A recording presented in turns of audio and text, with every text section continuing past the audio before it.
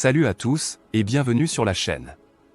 Aujourd'hui, nous allons parler de 13 signes d'une personne ayant un esprit faible. Le terme esprit faible décrit généralement des personnes qui manquent de bon sens ou de jugement sain.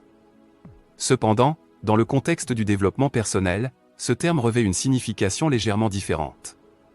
Une personne à l'esprit faible a généralement ce que l'on appelle un état d'esprit faible. Par exemple, elles ont du mal à se motiver pour atteindre des objectifs spécifiques. Elles ne prennent pas la responsabilité de leurs erreurs et laissent souvent d'autres les contrôler. Ces traits peuvent être destructeurs en eux-mêmes.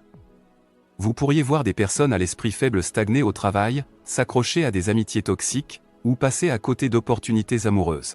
Malgré ces échecs, les personnes à l'esprit faible semblent rarement résoudre leurs problèmes ou améliorer leur situation. Au cœur de toute mentalité faible se trouve un manque fondamental de conscience ou de compréhension de ce que vous faites de mal. En d'autres termes, les personnes à l'esprit faible rencontrent des conflits sur le plan social, professionnel et amoureux parce qu'elles refusent de prendre la responsabilité de leurs faiblesses et lacunes. Elles trouvent constamment des raisons pour blâmer les autres ou éluder le problème. En conséquence, rien ne change, et ces individus à l'esprit faible s'enfoncent davantage dans un cycle destructeur. Sous la surface, les personnes à l'esprit faible sont souvent autocritiques et insécurisées. Mais quand vous les rencontrez dans la vie réelle, ils essaieront de dissimuler leurs faiblesses et de vous convaincre qu'ils sont plus forts qu'ils ne le sont réellement. Pour cette raison, les personnes à l'esprit faible dépendent fortement de la validation des autres pour justifier leurs choix. Ils essaient constamment de se prouver à vous car ils ne peuvent pas se prouver à eux-mêmes. Par exemple, si une personne à l'esprit faible se fait crier dessus par un supérieur, elle peut insulter ou médire sur son patron en son absence au lieu d'améliorer son travail. De cette manière, d'autres prendront son parti et valideront ses lacunes. Si vous regardez cette vidéo, quelqu'un dans votre vie peut avoir une mentalité faible. Vous pouvez vous inquiéter pour un ami, un partenaire, ou même vous-même. Même si vous ou quelqu'un que vous connaissez avez une mentalité faible, il y aura toujours de la place pour grandir et changer. Avant de continuer, je tiens à vous remercier de liker la vidéo, car cela m'aidera à diffuser ce message à un plus grand nombre de personnes. Abonnez-vous à notre chaîne pour ne manquer aucun contenu, et n'oubliez pas d'activer la cloche de notification. Maintenant, passons à la vidéo. Numéro 1. L'état d'esprit de l'abandon.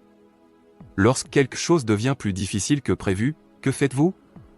Les personnes à l'esprit fort se concentrent et travaillent dur pour surmonter les nombreux obstacles de la vie, trouvant un sentiment d'accomplissement en dépassant leurs attentes. En revanche, les personnes à l'esprit faible abandonnent dès que les choses se compliquent. Elles ont du mal à atteindre leurs objectifs car elles n'y restent pas suffisamment longtemps pour les mener à bien. Elles trouvent une raison de renoncer dès que les difficultés surviennent. Pourquoi? Parce qu'elles n'ont pas assez de volonté ou de discipline pour travailler dur quand cela compte. Si vous remarquez un schéma d'abandon dans votre vie ou celle de quelqu'un d'autre, mettez-les au défi de finir ce qu'ils ont commencé. Souvent, les personnes à l'esprit faible n'ont pas confiance en elles-mêmes, mais un véritable accomplissement peut vous donner la confiance dont vous avez besoin. Numéro 2. Manquer de but. Avez-vous du mal à vous tenir à un objectif concret? De nombreuses personnes à l'esprit faible ont du mal à se motiver ou à se discipliner suffisamment pour accomplir quelque chose d'important.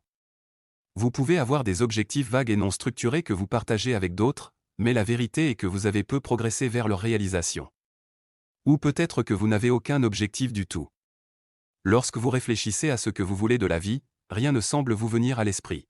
Vous pourriez penser que vous n'avez tout simplement pas de motivation, mais la vérité est que vous avez une mentalité plus faible que vous ne le pensez. Numéro 3. Incapacité à tenir ses promesses. Si vous connaissez une personne à l'esprit faible, vous avez peut-être déjà vécu une expérience de ce genre. Vous les entendez parler de leur passion et de leur réalisation, de leur amour pour leur travail et de la signification qu'ils y trouvent, mais ils ne font jamais rien en réalité. Lorsqu'une tâche se présente devant eux, ils trouvent des excuses et évitent de faire le travail qu'ils sont censés aimer. Alors, que se passe-t-il? Les personnes à l'esprit faible ont une mauvaise habitude de dire une chose et d'en faire une autre. Si quelqu'un dans votre vie fait de grandes déclarations mais ne tient pas ses promesses, il pourrait être plus faible que vous ne le pensez. Numéro 4. Critique destructive. On peut immédiatement évaluer la force d'une personne par sa réaction à la critique ou au retour. Les individus résolus accueillent favorablement les retours constructifs et prennent en considération l'avis des autres. Ils parviennent à séparer leurs émotions de leur développement personnel ou professionnel, ce qui leur permet d'apprendre et de s'améliorer. En revanche, les personnes moins résolues ont du mal à distinguer leurs actions de leurs émotions. Lorsqu'elles sont confrontées à la critique ou au retour, elles réagissent de manière défensive et attaquent comme si l'autre personne s'en prenait à leur caractère. Numéro 5. Manipulation apologétique.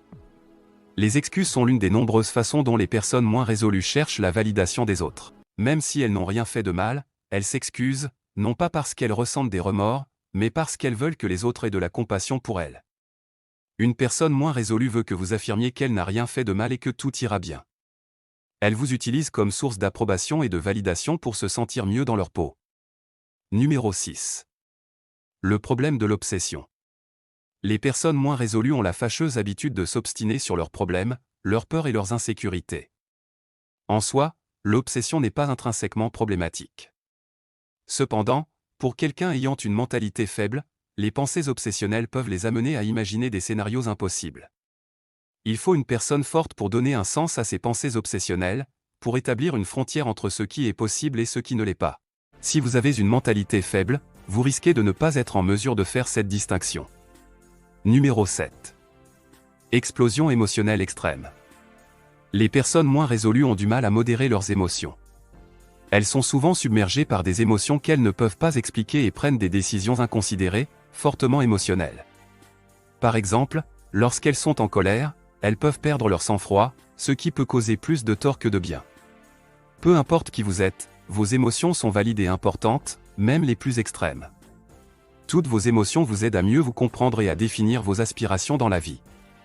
Cependant, si vous permettez à ces émotions d'obscurcir votre jugement, vous pourriez prendre des décisions que vous regretterez par la suite. Numéro 8. Fuir la réalité. Les déceptions peuvent être difficiles à accepter, mais même dans leurs moments les plus bas, les personnes résolues trouvent des moyens de s'améliorer.